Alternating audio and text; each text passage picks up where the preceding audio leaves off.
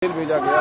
उन्होंने कहा national Herald का जो केस है वो खुला और बंद लिफाफे की तरह है, लेकिन भाजपा और कांग्रेस के बीच इतनी सांठगांठ है कि गांधी परिवार को जेल नहीं भेजा जा रहा है। देखिए, जब सीबीआई हो, ईडी हो, कोई जांच एजेंसी हो, जब उन्होंने बुलाया है न सिर्फ गांधी परिवार बल्कि कांग्रेस का वरिष्ठ नेता ईडी के पास गया है, हम लगातार एक बात कहते आए हैं कि लोकतंत्र में इस तरीके की कार्रवाई जिसमें सेलेक्टिव होकर ऑपोजिशन को टारगेट किया जाता है, ये किसी भी रूप में लोकतंत्र के जो मूल भाव है उसके खिलाफ है।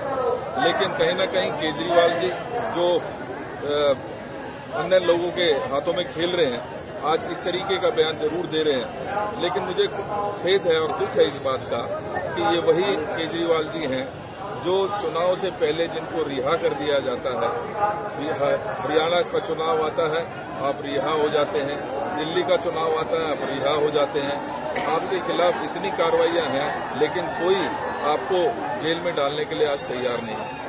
जब इस तरीके की कार्रवाई होती है, केजरीवाल जी इस तरीके के ही बयान देने में। लेकिन आपको लगता नहीं है जब सहूलियत के हिसाब से केजरीवाल जी कांग्रेस के नाव पर सवार हो जाते हैं, कभी तो वो एजेंसियों को क्रिटिसाइज करते हैं, कभी कांग्रेस। देखिए, हमें उसका बहुत नुकसान भी हुआ है और हम अपनी गलती को रियलाइज भी करते रहे हैं।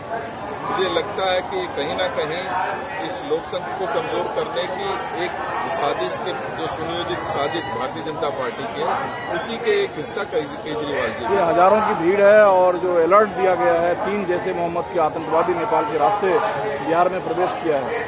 देखिए, जो ये वोट अधिकार यात्रा है, अब वो एक जन आंदोलन बन चुका है।